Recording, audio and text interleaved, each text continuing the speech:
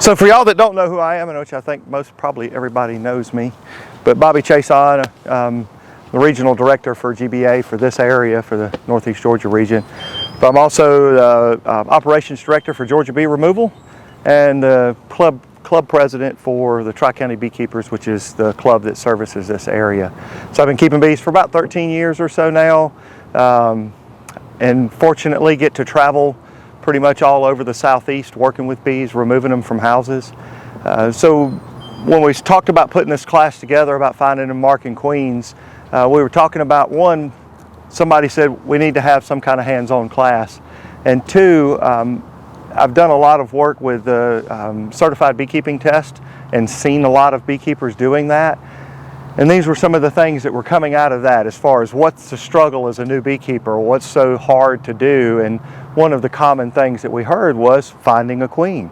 I've met beekeepers that have been beekeepers for 4 or 5 years that still have never seen a queen. So, we wanted to put something together to kind of give you some tips or tricks, if you want to call it, or just some ideas on what to look for in a colony and where to find her and where to start looking for her. And then we're going to talk about trying to catch her and mark her and things that to use to mark her. And hopefully it'll be fairly easy for us. Occasionally, the queen is kind of elusive. I have had colonies that I haven't been able to find them in, but hopefully this one, she won't be too awful elusive. So kind of get an idea of folks' experience. Where are we at on the experience level? Don't have any bees? 2 years. Couple of years? Couple of years? 6 hives. 6 hives, okay. But have trouble finding the queen for sure. Awesome. 7 years, 10 hives.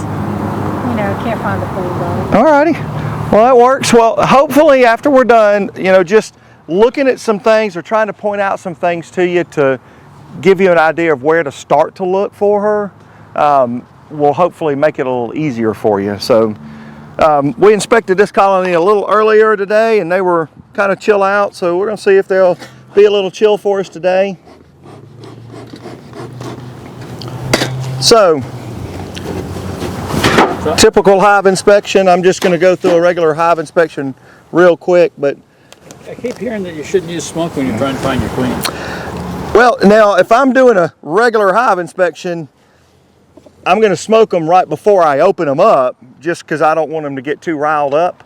But yeah, once you get them out, I try not to use much, if any, smoke. The only time I really smoke them is if they start getting riled up or having any problems, because she will run from frame to frame to frame to frame as you're taking them out. And we're going to talk about where to look and think about what you do as you do that. So just in a regular basic hive inspection, that I normally start with the second frame in, just so we don't have to worry about rolling the queen, so we don't have to worry about crushing her against the side or even any of the other bees. So I'm going to start out with this frame. I take my hive tool, give them a little bugger down there, knock them out of the way, loosen this in, pop these apart, get that propolis. Thank goodness it's relatively warm today. That propolis is going to let go for us. And then I wiggle my frames like this when I take the first one out, and you can see the bees are coming up over the edge of the frame next to it.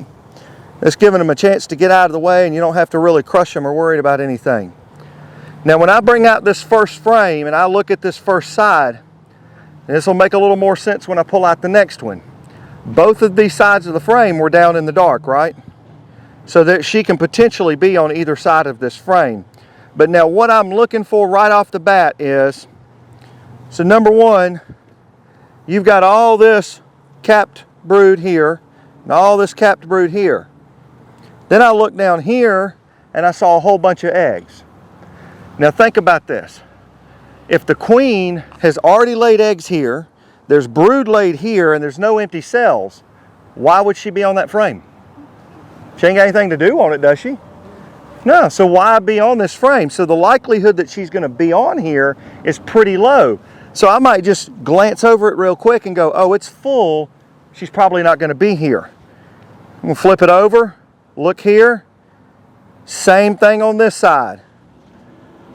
Lots of brood over here. She's already come back and laid eggs here. so the likelihood she's on this frame is pretty low. So I'm not going to spend much time on it, you know, specifically because we're looking for the queen. So I'm going to go ahead and set this one to the side, go on to my next one.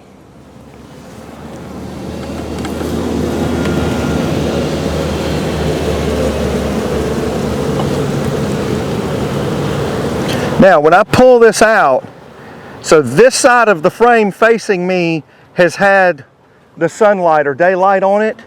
So the likelihood that she's going to be on that side of the frame is pretty low. You know, your queen's going to run from light. So when I pull this out, the first side that I want to look at is the back side of the frame, because she's most likely, if she was on this frame, is going to be on that back side.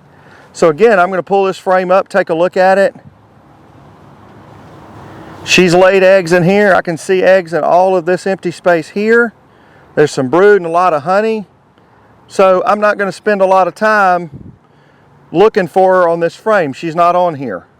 Okay, and y'all see what I'm doing as far as eliminating it? If there's nowhere for her to do anything, there's no reason for her to be there. Okay, so there's the whole thing with this is you want to try and limit the amount of time that you're in the hive. So if you can get in here, find her and get out, the bees are a lot calmer, the bees are a lot less stressed, and a lot less problems we have with it. Okay, again, look at this frame, this side of the frame, and there she is. Do you see her? Yep. Do we all see her? No. Bottom edge of the frame. She's a dark girl. Big. Big old fat girl. So that's her wandering around there. But y'all see what I was doing? I went straight to the back side of the frame, and bam, there she is. Now this one doesn't have a lot of bees on the frame, but if there was a lot of bees on this frame and she was on this side, let me get this bee out of my finger. You can typically find her, if you'll watch her, she'll kind of bulldoze her way through. You know, if she's not sitting still with an attendant or attendants around her, see how she's just bulldozing her way through? But you look over here, the rest of the bees, they kind of work together. They all move together.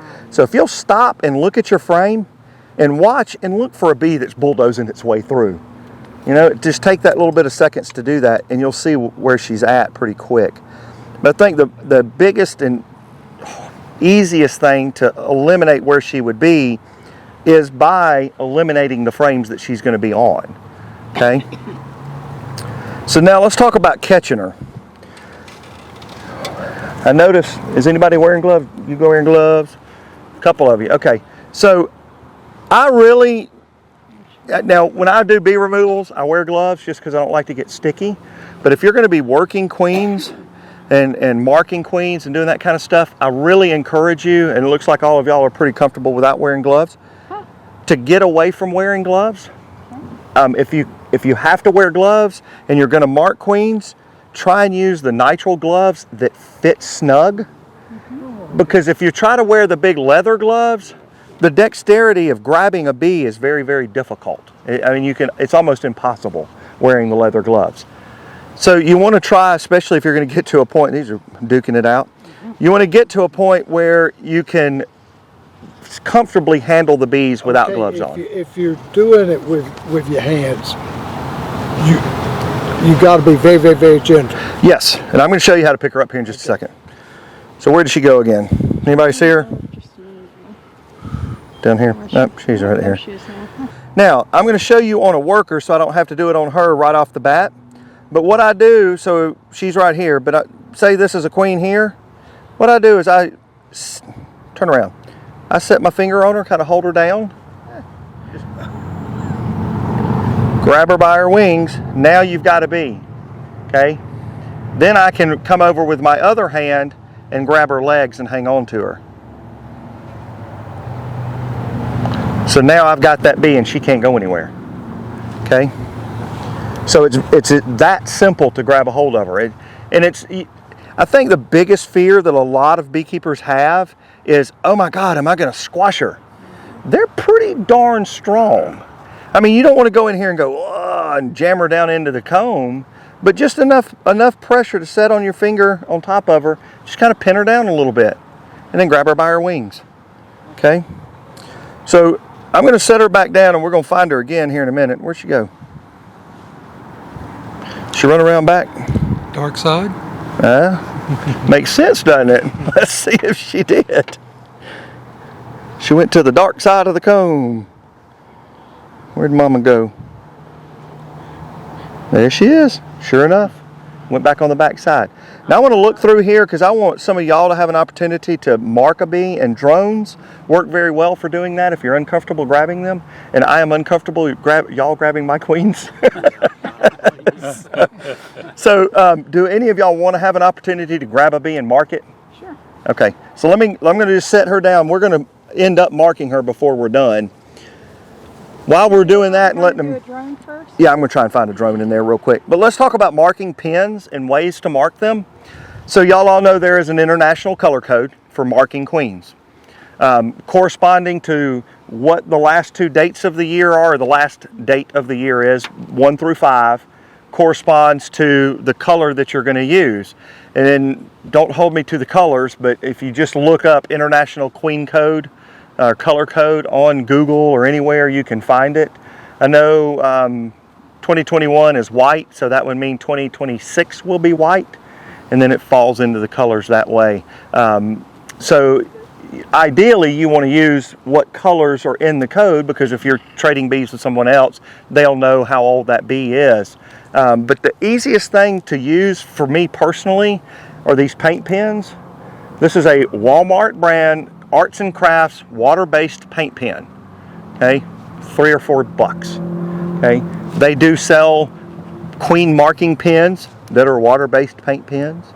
Okay, but you know, if you can, if you're swapping bees around, or you want to know for sure what year your queens were born or marked, whatever, then try and use the color code.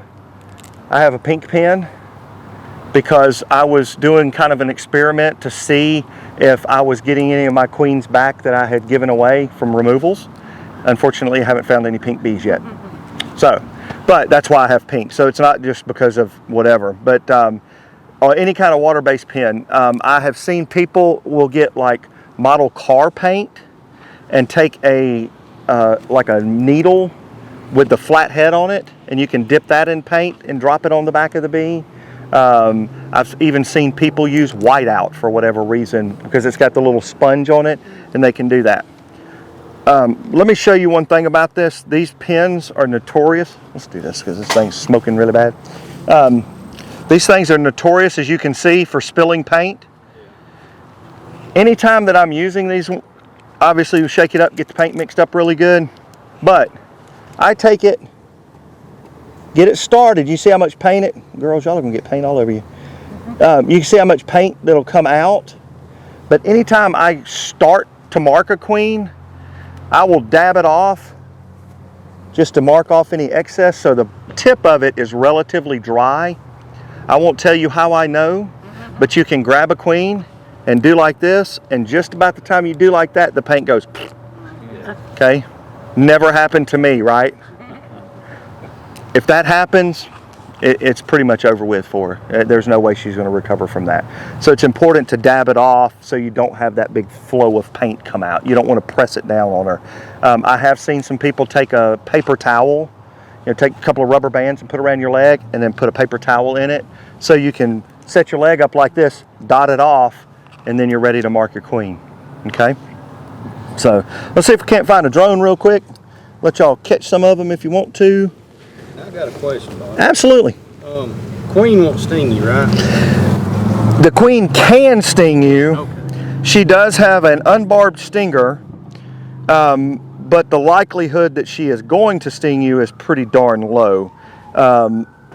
In all of my travels, I've only talked to 1 or 2 people that have been stung by a queen, and most of those were because they were handling hundreds of queens a day, and they attributed that to you've handled 100 different queens and all those different pheromones, and they were kind of messed up about it. But yeah, she's typically not going to sting. She's through time and genetics and stuff. She just doesn't doesn't have a barbed stinger and only really uses it to defend herself or kill other queens in the colony. So even when she thinks a big giant is trying to squish her.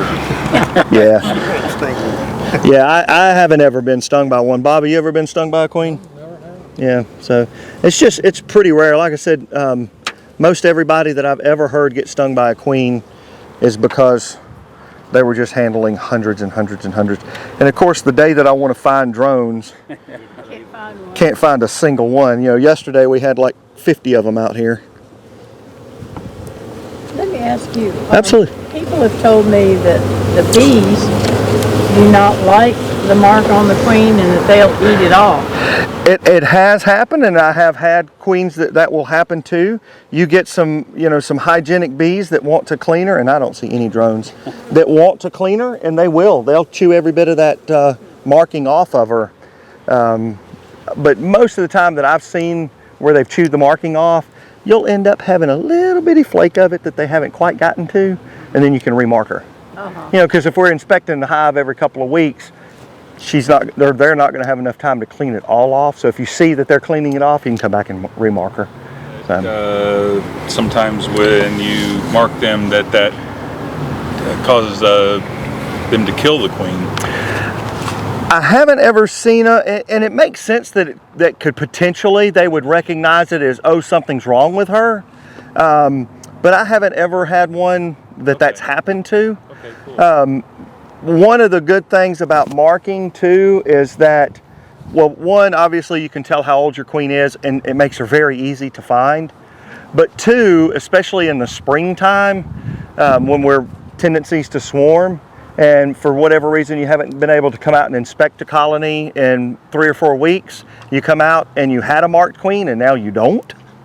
That could tell you that colony potentially swarmed. So it'll tell you a lot of things. But I think the biggest thing is to not be intimidated by grabbing your queen. They do have, if you want to try and use them, if you don't feel comfortable grabbing the queens, they do have the little plastic tubes with the little plunger in them. You can get those. I've never used one. I've always been leery of taking a plunger and shoving it down. So if y'all ever have had a little tube and try to shove something down it, it goes smooth, smooth, smooth, and it goes, whoa. You know, I'm always afraid I'm going to squash my queen like that. So I try not to use those. They make a couple of different ones, but just getting comfortable handling the bees is the biggest thing. See if we can find Mama again. This is the hard part of once you've gone through and kind of dealt with them, got them a little riled up here and there, she'll start running around. It makes it a little more difficult to find her. Of course, this is a fairly dark queen as well, so that makes it that much more difficult. Watch, she's probably on the wall or something here. What I love is when you spend 10 minutes going through, you've been through it 5 times, and somebody walks up and goes, there she is. Yeah. That's for sure.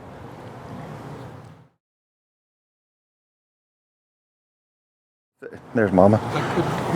So look at this. You can see how many bees are on here. Wow, she got an egg drawing Yeah. behind her now. But look at it. I mean, you look at this frame with all these bees, and you see they clear out a path around her. Okay, it makes it a little easier to find her. Look for that open area. You see her? Yeah. Oh, no. Come up in the middle. Right at the edge of the shadow. See how she's just kind of plowing her way through? If they don't move, she's going to crawl right over the top of them. Okay? So let's talk about grabbing her and catching her. So you can do it several ways. If you get your pen ready and you're in your pocket, I'm left-handed, so I carry it in my left pocket. Prop it up here and then catch her. Started with the hand. Get her turned around here. Pin her down. Which way is she facing? Away from me? Away from me. I can't see it from here, so. She's facing away from me, so I grab her like that. I don't want to hold her by her wings very long, so I'm going to drop this frame down. See, she's going to put her feet right into my fingers. Okay? I know that was fast, but I don't want to hold her by her wings. I don't want to damage her at all. So I'm not afraid you're going to hurt her legs? No. No? I'll tell you a story about that one though.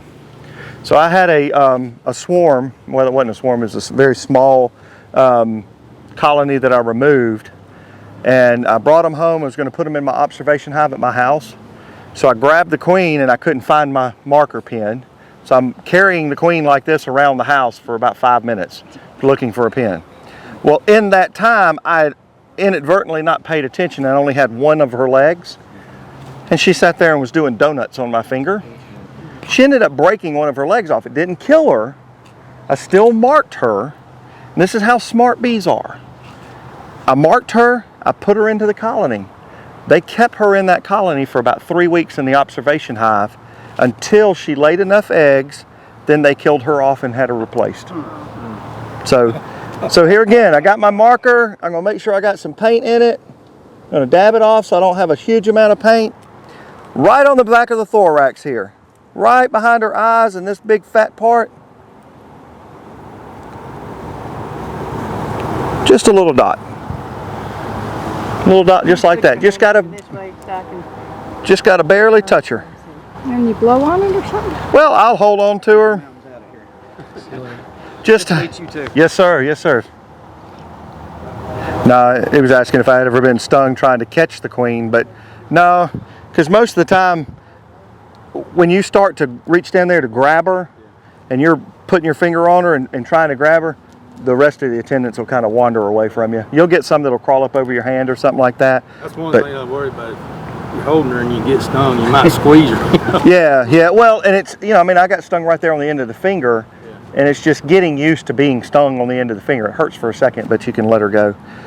But generally, I hold on to her for just a minute. I don't like to mark her and then put her right back in the hive, because if that paint hasn't dried, you'll have little pink or blue or red or yellow or green bees wandering around in there. So, but you can see she's pretty chilled out laying there. She's marked. It didn't interrupt her eyes. You just want to go right back there on the back of the thorax, just a little dot. Okay, this will make it tremendously easier. So now when I get ready to release her back in here, I don't want to come down here and put her on one of these frames. Since I have 2 frames in here, I want to put her right down between these 2 frames, let her go, whoop, down the frame she goes. Now I don't have to worry about putting all these frames back together and potentially crushing her. She's kind of protected, and then I could just put the hive back together and go on about it.